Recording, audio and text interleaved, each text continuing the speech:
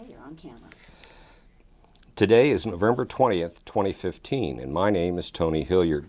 I'm a volunteer at the Atlanta History Center, and with me is Sue Verhoff, the senior archivist, here at the History Center. We're here today to record the oral history of Mr. James Sharp, who served in the U.S. Army during World War II. Mr. Sharp's oral history is being recorded for the Library of Congress Veterans History Project. We're honored to have you with us today, Mr. Sharp, and thank you for participating.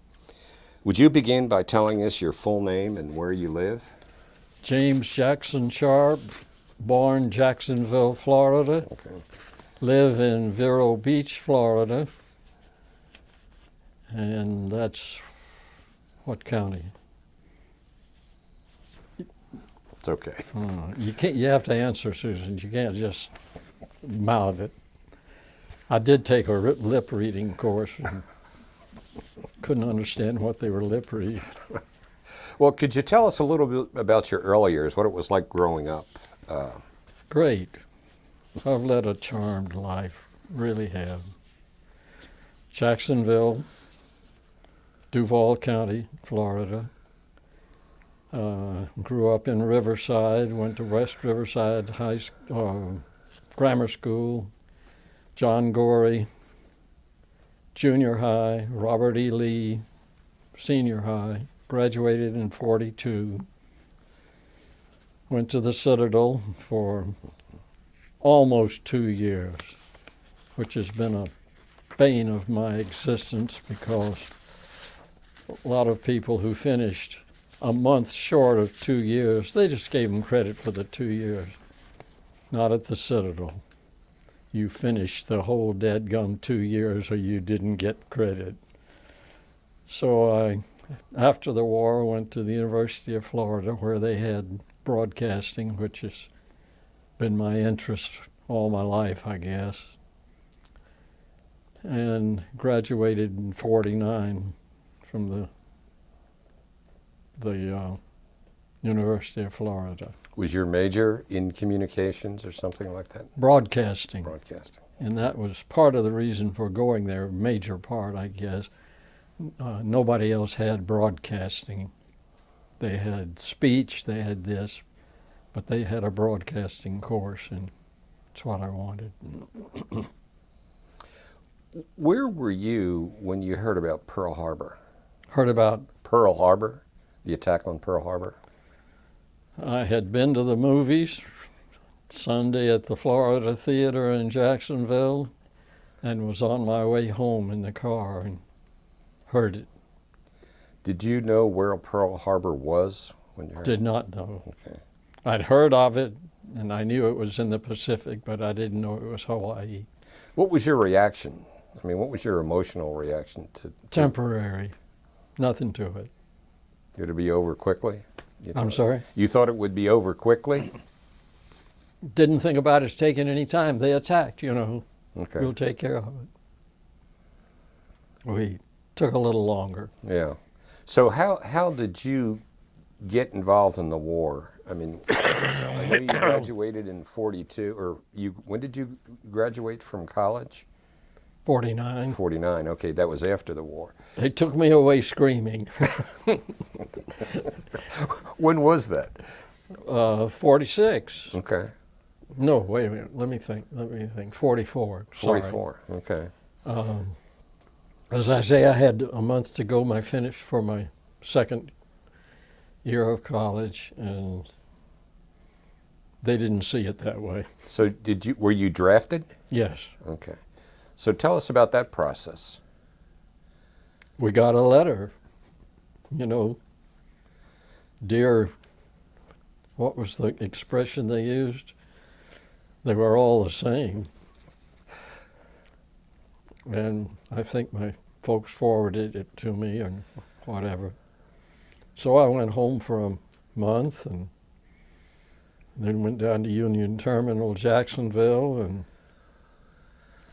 caught a train ride to Mineral Gulch, Texas. Excuse me, people from Texas. Mineral Wells, Texas. And finished basic and got a Seems to me it was almost a month, which we thought was unusual, but they were waiting for a ship going where they were sending us, I guess. My guess, not any information. No information. Understand, in those days, you did not tell the enlisted man, well, we're shipping you so-and-so, we're shipping you this is get ready, we move out in 30 minutes, and you got ready and we're gone. You probably had quite a mixed bag of folks in that training cycle, didn't you? I mean, what was your training group? It was mostly code. No, I mean the people you were with that got drafted. Were they from all over, from the West Coast? Oh, yes. I don't remember. You understand, that was 44. As I tell people, you'll be old someday. But I'm on my way. so we all. So when you finished basic training, what was your MOS? What was your specialty, or what did the Great White Father assign you to? I don't know. I hope it's in that written information somewhere, but it was radio operator, code, and because much of our material came as coded messages.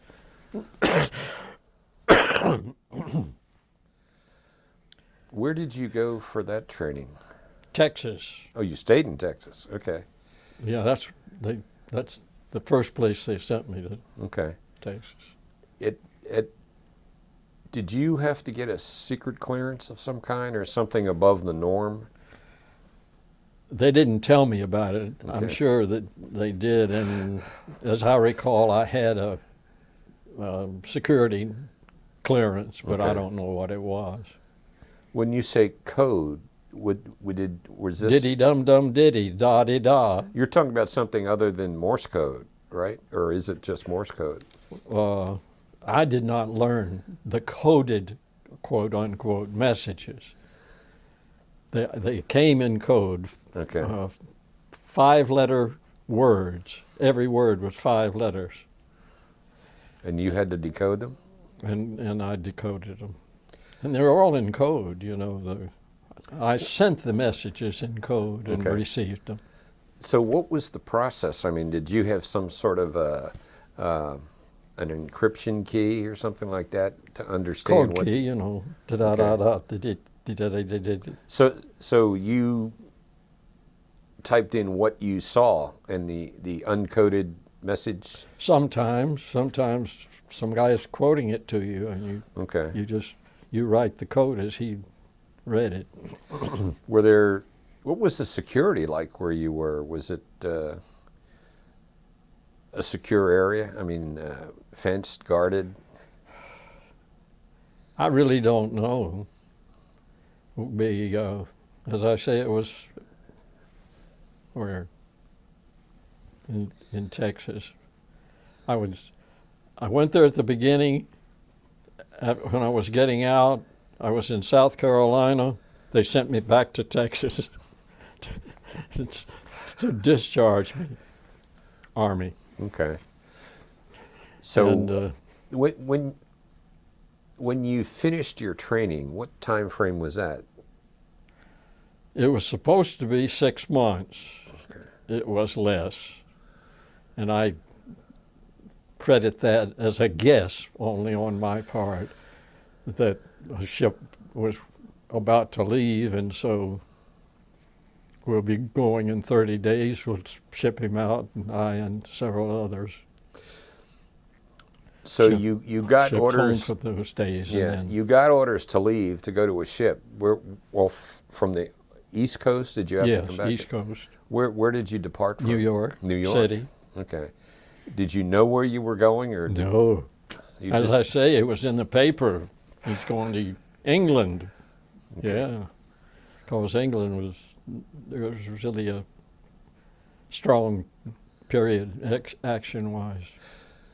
So you didn't go to England. Where did you go? Italy. Italy. Where did? I was telling Susan earlier. We pulled into Naples, all packed, gun in hand, ready to get off the ship. They said, go back to your bunks, and the ship turned around and went back and up to Livorno, Leghorn, Okay. Italy, and went in there into a replacement depot, and from the replacement depot out to a smaller depot near the units. What when you went to the replacement depot, how long were you there? I don't know, but it was about a week less than Sunday, almost, because I had permission to go to church on Sunday, because the only church of my denomination in Italy was there. Okay. We didn't make it. So you were gone before you had a chance Yes, to get a sir. church. Okay. Oh, yeah, that's fine. Fine. Ship him out Tuesday. He's next, right? What was the unit you went to? Do you recall? It was a Repel Okay. replacement depot. The first unit was the 91st Division, Okay. and it was really the only division the whole time I was there, which was 6 days less than a year. Do you remember where were you physically located once assigned to the 91st Division? Wherever they took us. Oh, I'm so serious. you were, okay. How about that? It was mid-Italy, and we were going up the... So it wasn't static. I mean, as the force no. moved forward, you moved with them. As long as they ran, we followed. And sometimes without their running. So you were probably, I'm assuming that you were close to a senior headquarters if you were a code person. Battalion, Okay. 362, if I remember correctly. An infantry battalion. Mm-hmm. Okay. So did you have much interaction with the local folks as you were meandering through Italy? Practically none, but we were also in occupation after the war, Okay. and we lived with the civilians partially. Given what your job was, I mean, were there tight security precautions once you were in Italy? Yes, until the war ended. And the Right. war ended, everything, They didn't the war's over, put it in put it in the newspaper. voice or the written word, no code to it. Did you ever come across any of the combatants, any Germans or Italians or I prisoners captured of a war? prisoner once. Well, tell us about that. Excuse me.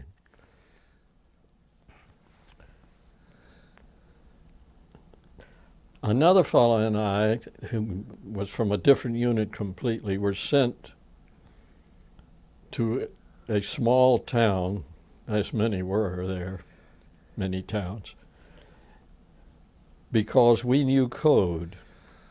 Turned out I knew code, he didn't. But there was a mountain between us and the OP, and we went beside the mountain where with codes you could communicate, and therefore I sent the messages, relayed the messages that came. And I've forgotten where we started with this, but that was the... You were going to tell us about how you captured. And there was a lady in the town who could speak a little English. And she came to me or to us and said, there's a German down here living with his girlfriend and her parents, and he wants to give up. we've arrived, so he doesn't know it's just two of us. Pardon. So the guy says, I'm not going. And that left me. So I said, sure, I'll go. And she led me to the house, knocked on the door, and we went in. And then the gal says, Billy or Frank or whatever his name was, and he came out, and he was German.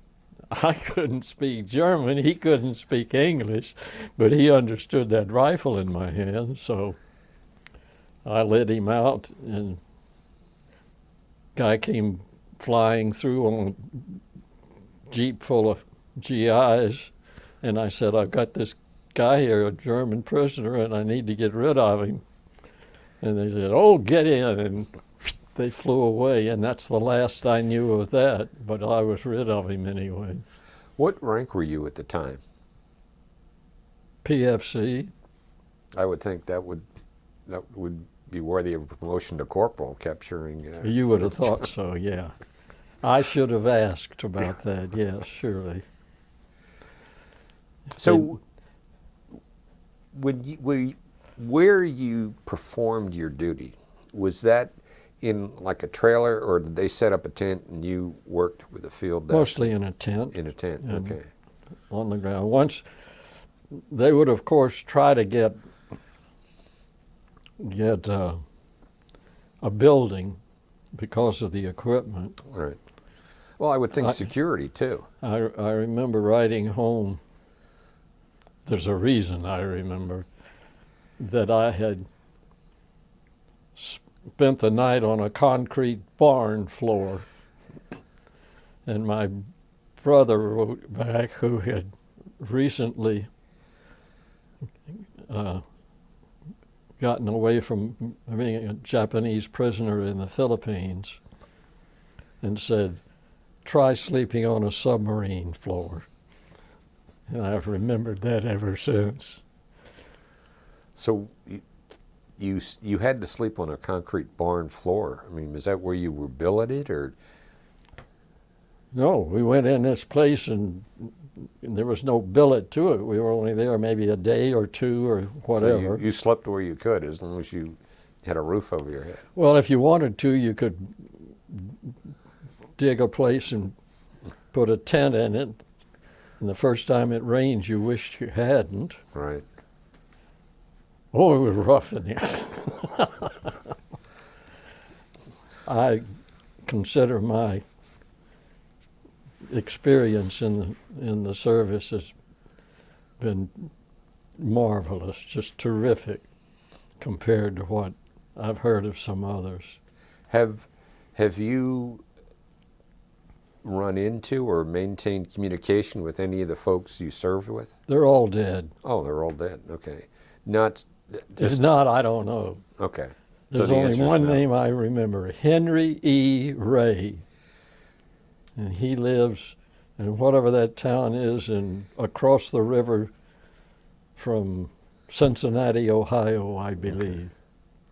And I can't remember. Yeah, geography is not my forte anyhow.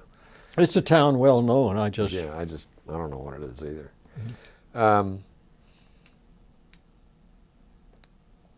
Where were you when you were told that the war was over, or that the Germans had signed the armistice? Italy. Did you have any inkling that was coming, or was it just, it's over? Well, when we heard about Patton and how he was advancing and that they ran out of fuel, and that was a horrible thought. Yeah. Because we were so completely dependent on fuel, gas and oil and so forth. In our move, you see troops marching, but you got the equipment that's got to go to support them. How did you get information? I know, they weren't holding daily or weekly information sessions where you were, but how did you know what was happening? Most of it was hearsay, but Stars and Stripes came out as it got nearer the end. Of course, I had a friend who used to say he was in World War II. I said, World War II ended in 46 or whenever it was, and he didn't go in till 49, so, you know, there's a gap there somewhere. Maybe he has a vivid imagination. No, the official time of its ending was when he had just been in a few months, but he was in World War II. Maybe the occupation. So if anybody says World War II, then ask them when. How did you hear about Hiroshima and the bomb, or did you hear about Hiroshima and the bomb? Oh, that was much later. In 45. But were you still in Italy at that time? No, I was You were back home? back in the States. So how long after the end of hostilities did you remain in Italy?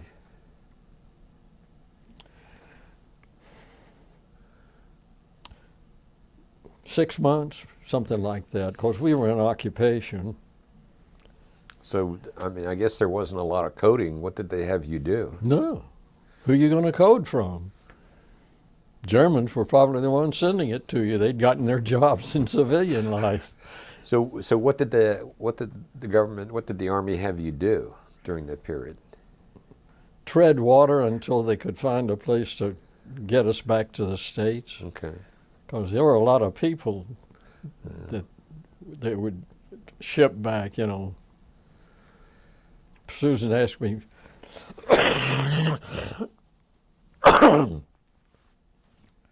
Dick Crago, who later I went to school with and became my partner in business, but Dick Crago and I met at Union Terminal, Jacksonville, when we went in together, went basic together, or in radio code training, etc., and all together. Went overseas together, and then he went to 88th Division, and when I went to the 91st. And we corresponded and later worked together and went to the University of Florida together. So we've been pretty close all When since. did you leave Europe? Or maybe Wait a minute. October of 45, maybe? Okay. Yeah, 45. And you went back to Florida? Jacksonville, okay. And were you released from active duty in Jacksonville? No, Oh, you went back Texas. to Texas. Okay, all right. They liked you in Texas. I don't know whether they had a choice, but that's where they, you know, if you're in South Carolina, it's only natural if he lives in Jacksonville, right? Send him to Texas to be discharged, and that's okay. I got travel pay. Well, tell us a little bit about your life after you got back to the States. And I know you said you went to school, but just kind of fill us in, give us a picture. I went to the University of Florida because they had broadcasting, which was my interest. Finished my 2 years and a month, only you don't work it that way. You've got to go the whole second quarter or second this or whatever, so that I got out in 49. And went to New York City for fame and fortune, to which I add, you remember my name, don't you? Yes. Sure you do. Nobody heard my name when I was in New York City, except my landlord. But we I'm going to pause it for just 1 second. Okay, back on. Getting some coaching here. Back on. Okay. So you went to New York and nothing. nothing. So how long were you there before you realized that? Till my money ran out, and This- it was, as I say, probably 6 months. I don't know. And then back to Florida? Yep, came home, got a job, TV. What did you do as in TV? I mean, TV was relatively new at that time, wasn't it? Yeah. But we had a TV station in Jacksonville. We're a big time city there. Watch out here. I did air work. Well, I started as a prop boy. Hey, college degree, you get something important. So I started as a prop boy. Then I went on the air, did some broadcasting, then directing. Okay. And got a call from Atlanta, and there I was. So you came up to Atlanta? Oh yeah, I lived here, 15 years, something like that. That's where I walked in my office one day, and there was this pretty little girl sitting there. I said hello, she said hello, and I sat there as long as I could stand it, and got up and went looking for my secretary to ask her who that was in my office. So when you moved up here, was it a management position in Atlanta? I was a director, Okay. television director. For those of us who don't really understand what that means, what is a television director? Oh, you're the honcho, man. You tell them what to do. Actually, engineering takes care of all the basic necessities. And each station, it's different. It depends on the station. But those were early days. And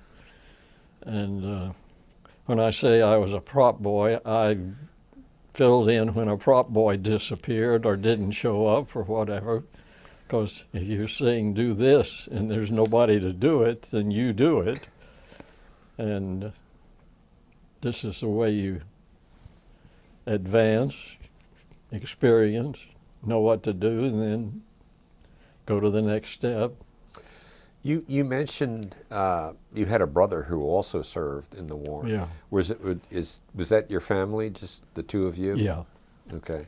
He was 9 years older, and when we were younger, people would say I had 3 parents and I minded him quicker than I did the other 2.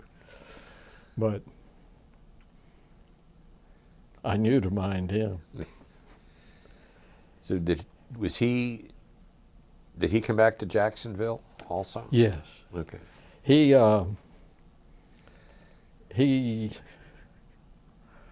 graduated from the Citadel. Okay. And graduated as a second lieutenant.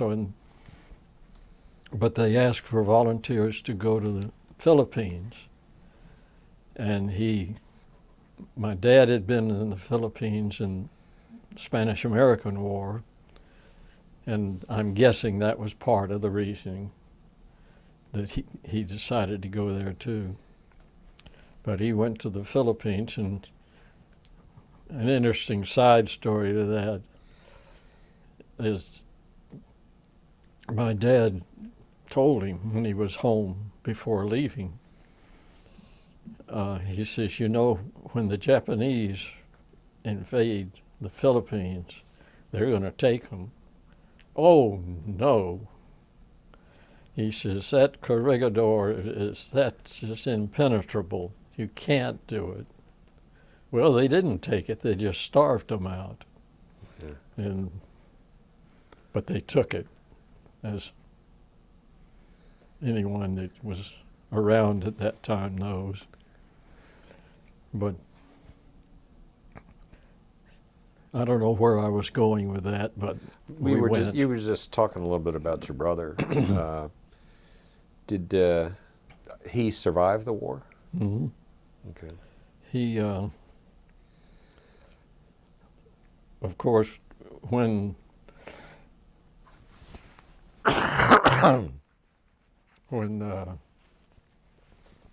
Eisenhower sent the word down to, who was second in command?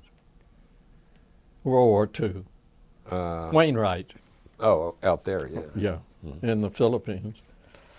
And he issued the command that they were surrendered. An interesting story there, when they got all fixed up, of course, these have been troops in the mountain, you know, Right. almost like not being in the Army, but, and when they told them what had happened, and they said they had their choice because they had a lot of Philippine troops, and they thought the Filipinos would have received better care had they been in the U.S. Army and not just troops with the U.S. Army. And they gave them their choice. They could either go home, they could become part of the U.S. Army, or they could stay as they were, just hired by the Army or whatever they were. And I think all of them just about went. But then they were surrendered, and that was the way it was worded. And when they all dressed up as much as they could and marched into the Japanese camp, gave up their rifles. And it says, "We surrendered on such and such a date." Colonel told them, "We didn't surrender, we were surrendered." They got their rifles back and marched out. And they changed the papers and made them read, "This unit was surrendered, we were surrendered on such and such a date." Fine, okay. But I think it's interesting, and I've never heard the story again and from anywhere else. So was your brother a prisoner of war? Oh, yeah. When I said he was a prisoner, I didn't mean he'd been arrested.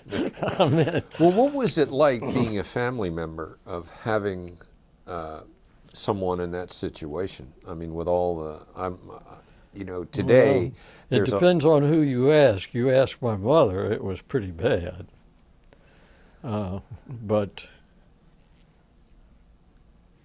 I've always been the other way around. I knew he was going to get out. I mean, and as a matter of fact, this Dick Crago I mentioned had gone to the radio room. We were on a ship headed for Europe. We didn't know where. And he read that the Japanese had taken over the Philippines and we had surrendered, and he didn't know quite how to tell me because of the ramifications. Right. And my action was, "Hot dog, Flip will be home for Christmas." And he was, because the ship sank. They put 8,000 of them in the hull of a Japanese ship and were headed south around Luzon, the southernmost big island, and no markings on the ship. And one of our ships torpedoed it, or so he was submarine, home. whatever. And he was one of the 82 out of 8,000 that survived. The lucky 1%. And he did it. The ship was about 2 miles off the western coast of Luzon. Excuse me. And he swam away from shore. And after everything died down and they were machine gunning the troops in the water, and after it was all over, they were gone, then he swam into shore, brought a guy on a raft or a boat or a board or whatever with him who couldn't swim. And he was one of the 82 that got away. And the Filipino says, "Oh, we've got lots of guys up here in the hills. He says, come on, we'll take you to them. He says, you bring them to me. And when the guys that came down happened to be guys that he had known previously in the service, so then they knew it was all right to go. Well, he was a lucky individual. So did your parents tell you that? I mean, how did you find out that He told it. That's the only story that he told my dad, and my dad told me. Okay. So, I mean, after he got home, he told that, and then did your parents write and tell you that he had, his... No, it was after I got home. Okay. So My he parents, didn't say anything for a while. To you, anyhow. Oh, never. I don't think. We didn't discuss it. Yeah. We didn't talk about Europe, and we didn't talk about the Philippines. Although, he went back to active duty for 2 years, I think. And they were somewhere in Washington State. And he still had his car with him, and he drove up this hill and stopped for the light. And the guy says, you're pretty close to this guy over here, aren't you? And he turned his head, and he was like this from the car he pulled up next to and didn't know it. And so they shipped him from Washington State down to Letterman General Hospital in San Francisco. And he was there for 2 years. Brain tumor. Oh, really? Had the way they put it, if you ever want to see him alive, better get out here.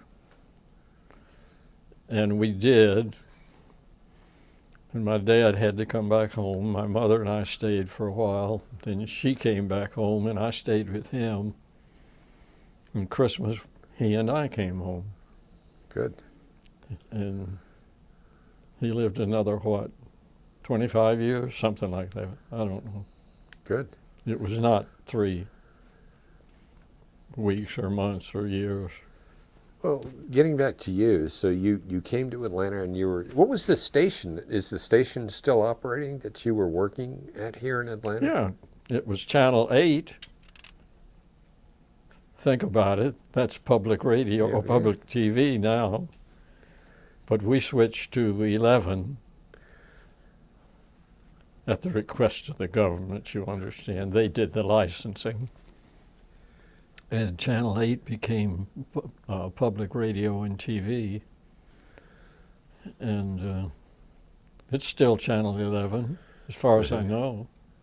The Channel But 11 News. it became WLWA, A for Atlanta. And may have changed since then, but I don't think so. So how long were you in that position here in Atlanta? 2 years, something like that. And went back to Jacksonville, I guess, and went into, no, that can't be. It was the other way around. I was in TV in Jacksonville first. So you left Atlanta and went back to Jacksonville. What? That may be when I went to New York. I don't know. 1950. When you retired, where did you retire from? In Jacksonville, or okay? Oh no,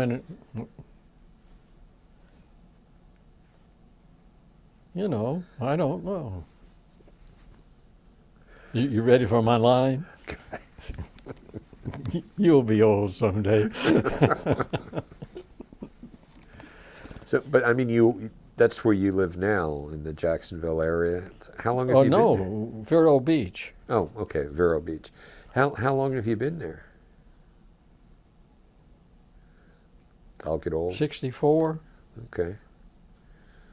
Bought a radio station in 64. You bought a radio station in 64? Well, tell us about that. Were you a DJ? If you had asked us then, we'd have said, "What's that?" They didn't call it that then. Yeah, that's where I swept the floor or whatever. The studios were at the transmitter. In fact, they had built a building for the radio station. Did you enjoy that? Always did. Always. Did you, I mean, was it a station where you played music, or did you Yeah, you played music, you read the news. You may have heard the expression rip and read. You'd run to the machine and here's a 5-minute summary. And there was this story of a guy who preceded me at Gainesville, and he was new and inexperienced, and they struck a match and lit his script paper, and it's on like ditto machines, or not ditto machines, whatever you call duplicating machines? them. And sometimes you just rip the whole thing off and it's all on one page. Well, they lit this place and he can see that flame coming down, and it's getting closer and closer to where he was reading. It was all fun and games. Yeah, sometimes. Well, tell us about your family. Good family. How many of you are there? How many what? How many of you are there in your immediate family? Me. I'm all that's left. My brother died, how long ago, Susan? 10 years, 15? Something like that, years ago. I know you got married. I mean, so you had a wife and Oh. how many children? Susan. And Susan. Jay and John. Jay's the eldest. 2 boys and a girl? Susan says yes. Actually, there were 3. I had a sister, or I didn't, but my brother had a sister, but she was born dead. Okay. So then my family, oh yeah, they're all going to be girls. Yeah, we know that. We know that. I said, no, the first one's going to be a boy. And that didn't take to her family too hot. But I was right. And that's the way it came out. I know your daughter Susan lives in the Atlanta area. Do your other children live in Florida, or where are they? John, her younger brother, lives in Atlanta. Okay. And Jay, the older brother, lives in Jacksonville. Okay. He stayed home. Not home. Not home, but he stayed in Jacksonville. Jacksonville. No, whoa. Where do I live? Vero Beach. He stayed in Vero Beach. Okay. But given the opportunity, he'd moved back to Canoochee. You know where Canoochee is? Have no idea. You claim to be from Georgia. No. Oh, I'm a Yankee. okay, well, we can't all be lucky, right? Yeah. Jay stayed in Vero Beach, Okay. where they grew up mostly. We moved from Atlanta when we bought the station, 1950 or whatever, and been there ever since, temporarily. So how long did you actually own and run the radio station in Florida, in Jacksonville? Mid-70s. Okay. Anything stand out in your mind about your experiences in broadcasting through that period? It comes and goes. And then, the thoughts, somebody will say something about something, and I say, oh yeah, I remember that. But offhand, I don't think of it. I Was guess there anything what, I told you this morning that I haven't said here? She wouldn't remember. She was driving. what flashed through my mind when I asked you that question was the Kennedy assassination. I mean, I know there was a lot of coverage. And, Yeah, I just didn't believe it. yeah. I mean, it's, he's in the hospital, he'll be over it, and so forth. It's going to be okay. I didn't say I was never wrong. I just said I was always right. Okay. What we'd like to do at the end of this is just give the veteran an opportunity. It's your opportunity to editorialize. Isn't that what I've been doing? No, you've been telling your story. Oh, yeah. You can freelance here. About whatever subject. It's just your perspective on whatever you think. Oh, he said. I don't know. Anything you can think of great interest, Susan? You can Why don't you say tell them something. my whole life history again? I've always felt like, as he expressed, was that he feels like he was very blessed. I was very what? Very Blessed. Blessed. I was. I said that at the beginning. Mm-hmm. Yeah, and he was fortunate in that where he was raised in Florida, and then when he served overseas, his comparison of 1995, I was told I had 3 years to live. From what? For cancer. Cancer. Really? Yeah. I mean, had you not said that, I never would have guessed. I mean, you look like you're a fit and healthy individual. I am. Jeez. Yeah, his doctor calls him his miracle patient. Well, God bless you. No, he's got another word. What's the thing they use about babies that they put their pictures in their office? Oh, I know what you mean. Yeah. And Yeah. I'm their Poster child. poster child. Okay.